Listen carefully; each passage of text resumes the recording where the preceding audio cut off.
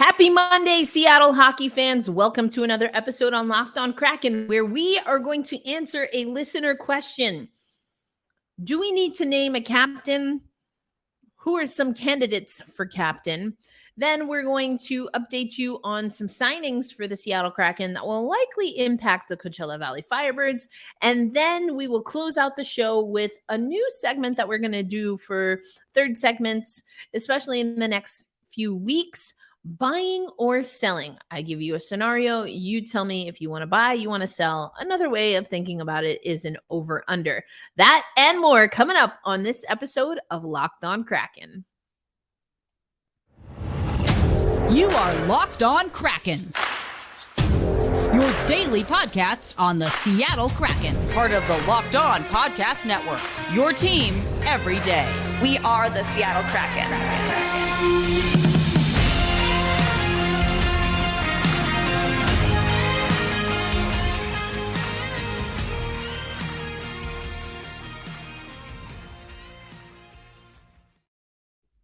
Hey, what do you say, Seattle hockey fans? Erica L. Ayala here, your host of Locked On Kraken, part of the Locked On Podcast Network. Thank you, as always, for making us your daily destination. Now, we are still in the off season, so we're not coming to you 5 days a week, but in September, you will get a max 15 shows. So every once in a while, we'll have a little bit more than 3 episodes. This episode is one that, I feel like we're going to address some of these topics, really the main topic, a few times. I've already addressed it before, but we had someone reach out on the social media account for Locked On Kraken wanting to get my thoughts on captain. Now, the Seattle Kraken have not had a captain since we traded away Mark Giordano at the trade deadline of our inaugural season. And that was a move that, of course, was hard. You name a captain and then he doesn't stick around. But it was necessary. And the trade of Mark Giordano and Colin Blackwell in that trade to Toronto gave the Seattle Kraken 2 second-round picks in 2022 and 2023. So we already have those picks and a third-round pick in 2024. We also retained 50% of Gio's contract in that trade that happened back in March 2022. Not surprising, Mark Giordano was talking to us as media about it, said he and Ron Francis had a pretty open communication about it. It's just one of those things that happens, but we have not had a captain since then. And so I'm going to give you just once again my thoughts on who should be captain. If you're an OGer, an everydayer, you probably know some of the usual suspects, but I'm going to give some parameters. And I'm not necessarily going to say who should be captain, but I'm just going to make a case for a few things. Now, if you listened to last week, the episode where we talked about Justin Schultz and we used Allison Lucan's great story just about why Justin Schultz is impactful, and we broke down some of the numbers. You also probably heard me say, and Allison also put it in the piece, that the Seattle Kraken have been able to maneuver in a way where they're getting veteran experience, but not just veteran experience. And you might notice that I'm bling ringing today. They're getting championship experience. And for those not watching on YouTube, I have my fist in the camera, and that's because on my pinky ring is an Isabel Cup Champions ring for the Metropolitan Riveters. I was a part of that broadcast team, so I got a championship ring here. And this is what you want. You want experience going the distance. And so the first parameter that I'm going to put on this, and it's not a hard and fast solution, especially for those of you who know how I feel about Jordan Eberle. I'm not saying this is the only way, but we have half a dozen or 6 players that have one of these. Well, not this exactly. We have no players that have this, just me. It's just me who has this Isabel Cup championship ring, which is now this is vintage, baby. One, the Riveters never won a cup again, but also the Isabel Cup, I don't know if it's going to carry over to the PWHL. That's neither here nor there. 6 players with championship experience, with a ring. And of those 6 players, 2 have 2 championship rings. And of course, for those who are all about Team Yanni Gourde, Yanni is one of those. And so is Justin Schultz. As a matter of fact, both of those players have back-to-back championships, which is a whole nother level of elite competition. And talk about going through the grind of a season back-to-back. That's wild. So I like that this parameter includes Justin Schultz.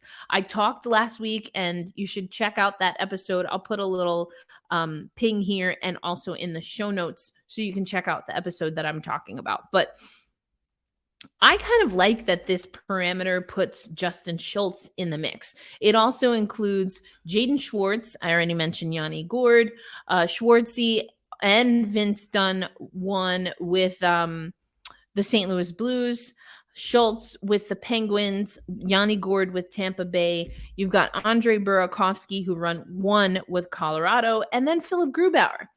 Now, I'll be completely honest, I'm not exactly sure how it works in the NHL, but I know at other levels of hockey, there's a little bit of a stigma around putting a goaltender, giving a goaltender the captain's C.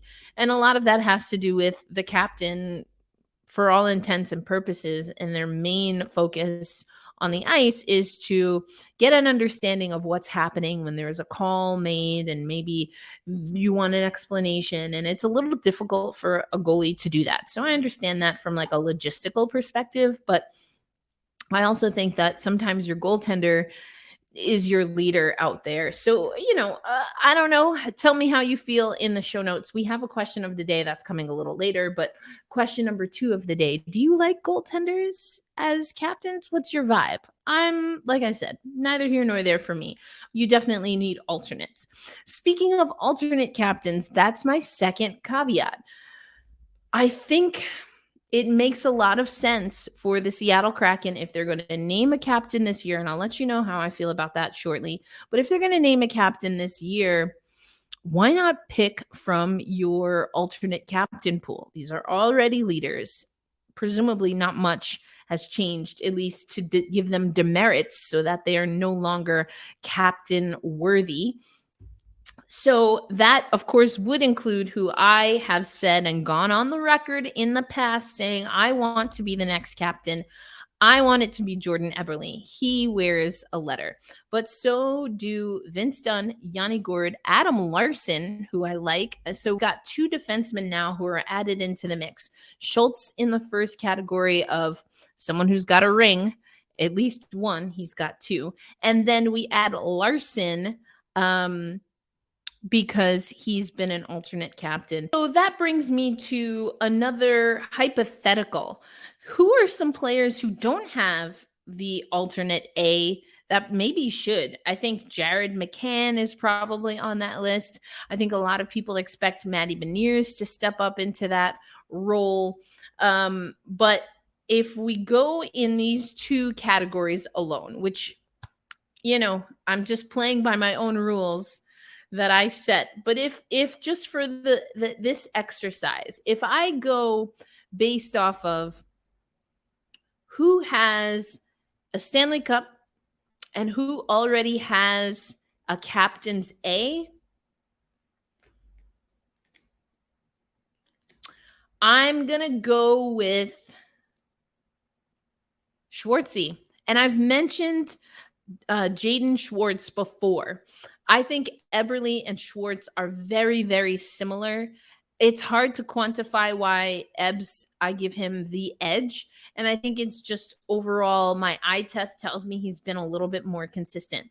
But if you remember last season for the everydayers, the OGers, there was a great article that the Seattle Kraken put up really breaking down how the team reacts and responds to Jaden Schwartz and his leadership, and the things that you don't hear, you don't see, that don't pop out on the stat sheet that Schwartzy does for this team. Dave Haxtell has been very complimentary of him. McCann, Yanni Gourde. And again, the consistency is just there. I mean, this guy has fire in his belly for sure. And I think that if I'm going to have to pick from the two parameters that I gave on this, we're going to do this again because we don't have a captain. And it is a topic that people ask about a lot. If I'm going to go off of this, I say Jaden Schwartz for captain. Yanni Gourde, I know a lot of people want it to be Yanni Gourde, and I don't have an issue with Yanni Gourde being captain. Honestly, it will be just fine. I'm not going to like boycott the team or anything wild like that. It's just sometimes I think this is what it really is. And I used to be this player, run through a brick wall. And there's a way to be a leader without having some of the responsibilities of a leader. And sometimes, and I can't speak for if this is the case with Yanni Gourde. And as a matter of fact, it probably isn't, from what JT Brown says about him, from what the team says about him. But when you play with that much intensity in everything you do, Ron Francis has talked about it, sometimes it's hard to settle in to what it requires to think beyond yourself because you're so ramped up, you're so fired up, and that fire is exactly what you need for a push, especially when guys are tired. It's the dog days of the season. You're on the road, whatever the case is. And so Yanni has that in spades. But there's just a little bit of diplomacy that I think also comes with captain, and that's where I think I give Eberle and quite honestly, probably Jaden Schwartz the edge. So there you go. As of right now, today, September 4th, 2023, I say the next captain of the Seattle Kraken should be Jaden Schwartz. Now, will that change? Abso-freaking-lutely. And I'll come up with other parameters and we'll discuss those. But that's what we have today. Who has a Stanley Cup? Who already has an A? And who can be a good diplomat on the ice? My answer, at least for today, is Jaden Schwartz. Let me know in the comments what you think. But again, we do have a question of the day, and it is going to be a buying or selling. I'll let you know what that is. And then I'm going to introduce you to the newest signing for the Seattle Kraken and put that into perspective, more so what it means for the Firebirds. But again, what I think this means for what will be and what must be the most competitive training camp that the Seattle Kraken have ever had in their short 3-year history, at least on the ice. That's coming up on this episode of Locked On Kraken. Today's episode of Locked On Kraken is brought to you by AG1.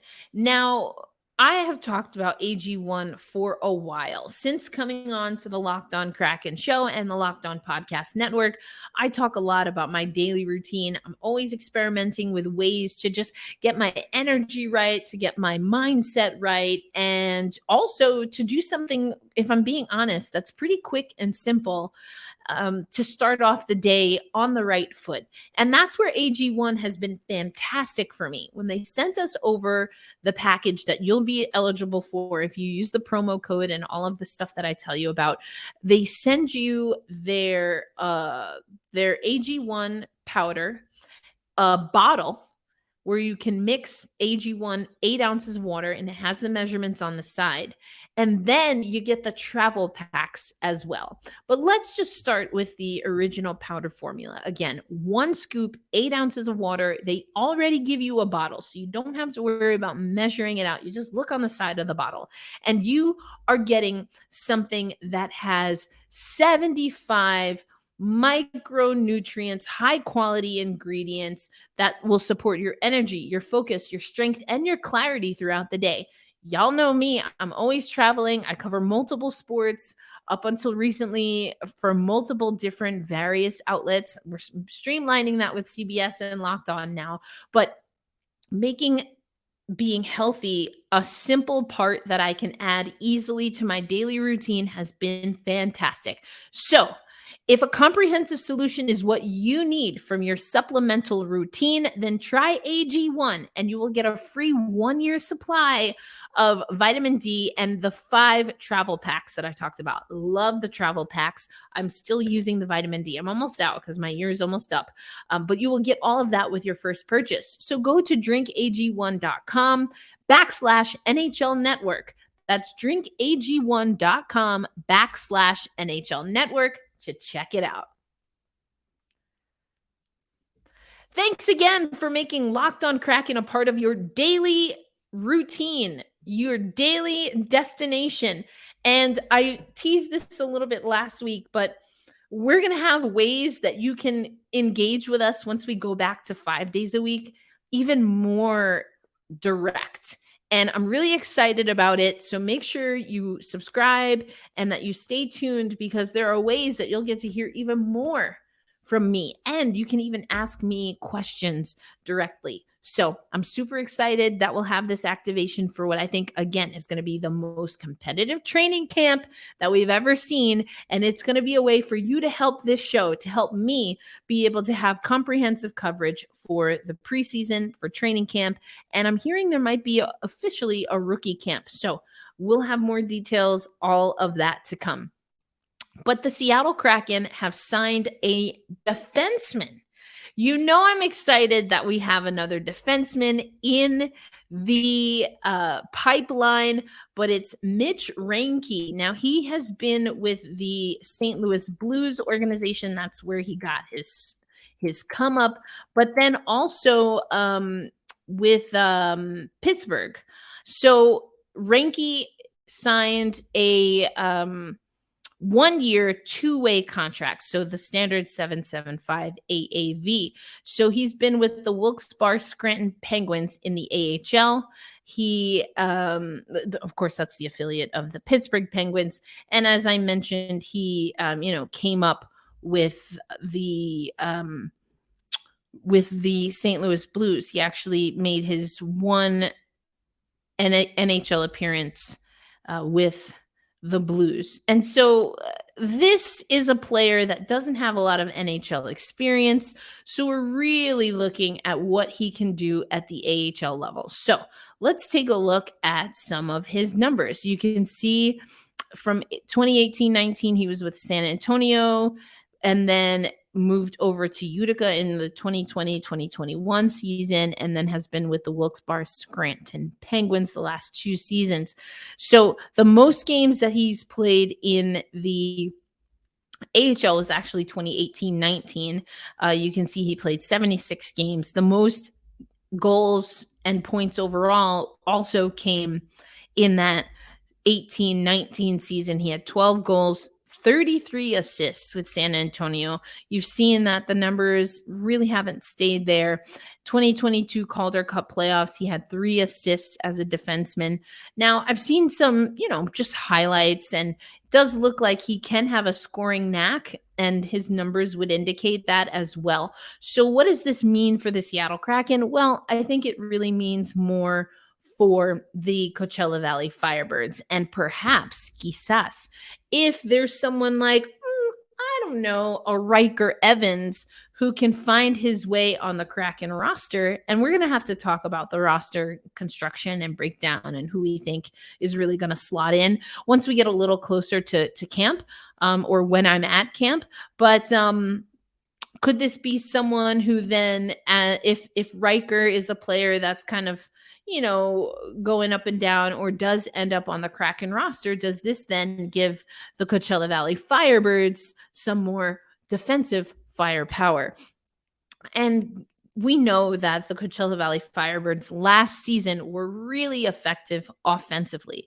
I do think that they had lapses and kind of brain farts almost, where they just got so amped up on their offense that little tiny details would slip through the cracks. So I don't know, can Mitch be the kind of player that can settle a team like the Coachella Valley Firebirds in a little bit, especially on the defensive end? That's what I'm going to be looking for from this move with Mitch. And, I think honestly, it's looking like he's a plug and a glue guy more so for the Coachella Valley Firebirds than for the Seattle Kraken. But if we have some guys that can hold down the fort on the Firebird side, then again, I think that allows us to be a little bit more bold when it comes to some young talent. And first guy that's on my mind from the defensive side of things is Ryker Evans. So we'll have to see how this plays out. But we're going to close out this show. Again, we're going to do, I'm calling it buying or selling. Some of these are also going to be over-unders. So I'll give you a number and you tell me if you think the Seattle Kraken as a team or any individual will perform over that number or under that number. So this week's, we are going to do a buying or selling, which is also an over-under. And it has to do with how many points we think the team can collect through their wins, and of course, any overtime results. So let's get into that. I'm going to remind you how many points the Seattle Kraken had last season, and we'll get into that coming up on Locked On Kraken. All right. Thanks as always, fans, for making Locked On Kraken your daily destination. We are almost back to 5 days a week. And as I keep telling you, stay tuned. If this is your first time listening or watching, hello. Thank you so much for tuning in. If you've been here a time or two before, you'll notice I'm re-upping the background. So now the Let's Go Kraken prominently featured, that's the inaugural patch. I have not put it on my jersey. So we've got that going here. There's a little more Kraken stuff. The microphone's in the way. I think it's actually over my shoulder. Anyway, the point is I'm sprucing things up a little. But let's get to this over-under. And I told you that we're really going to be looking at how the Seattle Kraken and other teams performed last year. So this is, of course, NHL.com. I make this big for you. If you're not watching, on YouTube, don't worry. I will walk you through this. So what I have here is the, and let me just accept all cookies. What I have here is the Western Conference. Let's start with the Western Conference, and this is how the teams finished the regular season. We have, of course, in the Central Division, Colorado, Dallas, and Minnesota. We saw 2 out of those 3 teams in the playoffs. Those 3 teams went through outright. In the Pacific Division, it was Vegas, Edmonton, and Las Vegas. It was Vegas, Edmonton, and Los Angeles. And then the wild card was us and the Winnipeg Jets. The Winnipeg Jets had 95 points. The Seattle Kraken, 100 points. Just to close the gap here, we had 103 points for Minnesota, 104 points for Los Angeles. We had 108 points for Dallas, a team that we saw in the second round, and 109 points for both Edmonton and for Colorado, who, again, we also saw in the playoffs. We saw them in the first round and took out the reigning champions. So the buying or selling today, question of the day. Are you buying or are you selling that the Seattle Kraken will have more than 100 points in 2023-2024? Think about it. We finished with 100 points, a .610 win percentage. Our home record, 20-17-4. Away record, 26-11-4. So what are your thoughts? That's the buying or selling. Are you buying it? That means you agree, yes, the Seattle Kraken can finish over 100 points. Are you selling and you're like, nope, not wasting any money on that take?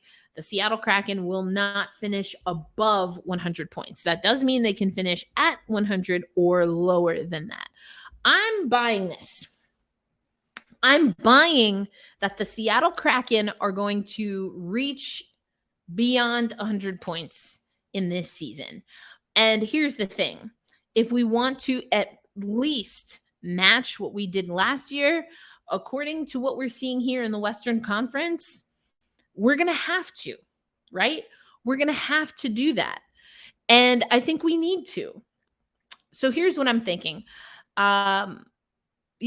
out the points as they pertain to last year and the standings, but now let's look at the year prior and what it takes to get to the playoffs, at least in the last few seasons. We know that Colorado won the whole thing. They had 119 points and winning outright the Central Division. Minnesota also there in the mix, just like they were last year, 113 points. St. Louis Blues had 109 points. In the Pacific Division, Calgary with 111, Edmonton with 104, and LA sneaking by with 99 points. And as for the wild card, you had Nashville and Dallas at 98 and 97 points. So just looking on sorry about that. Just looking at the past 2 seasons alone, the Seattle Kraken have to get 100 points. That's kind of like on the lower end of passable. And as you saw, we slipped into a wild card. So I do buy it. I'm buying that we're going to get more than 100 points. Now here's the over under. Over under, the Seattle Kraken get 104 points in 2023-24. What say you? I'm going over. I think absolutely we can pick up another 4 points. And again, I think we kind of have to. We have to trend that way. So I'm buying that we are 100 points, that we're better than 100 points. I'm buying that we're better than 100 points. And I'm taking the over on that we will reach 104 points. So I think we're going to get more than that, not less or equal. Let me know. That's the question of the day. Are you buying or selling that we're a 100-point plus team next year? And what do you take on the over-under that the Seattle Kraken get 104 points next season? That's going to be our show, folks. I hope you enjoyed. As always, I love chatting with you. Kind of. But if you want to make this more of a conversation, make sure you subscribe. You hit the notification bell. That way you'll know when there's an upload on YouTube. You'll also get a notification on your favorite listening platform when the show goes live. But also comment. Again, the top of this show started because someone who listens to the show, likes the show, reached out and said, "Hey, Erica, I want to know your thoughts on Captain." Now, I gave you some of my thoughts, but again, this is going to be an ongoing conversation. And I've teased before that I really want to look into maybe a few players that I perhaps have overlooked, that maybe they fit into this criteria and a few other criteria. I gave you 2 criteria. Have they won a Stanley Cup? Do they have a ring? And do they have a letter already? And I think there are some players on both of those lists, some that are on both, some that are on one versus the other, that, maybe we should be considering them for captain. I still think Eberle, Schwartz, Gord are probably my top 3. And any given day, I switch those out. But for me, it's Ebbs number 1. Today, though, I said Schwartzy. And I don't know, he might be neck and neck with Eberle for me. And then I completely understand the Yanni Gord for captain. So we'll have to see. But you know how it goes. Be kind to yourself. Be kind to each other. Some people are celebrating Labor Day. Grateful for the time that you were able to spend with family or just decompressing. And I really hope you do take time, even if it's not the whole day. But like I said, be kind to yourself. Be kind to each other. We're going to get fired up for the Coachella Valley team. And of course, we hold fast. We stay true. And we always say loud and proud, let's go Kraken. I'll see you on the next episode. Peace. Pow. Oh man, I love wearing this thing. I'm not even going to lie. Makes me feel good. That's my self-care for the day. All right, everybody. Peace out.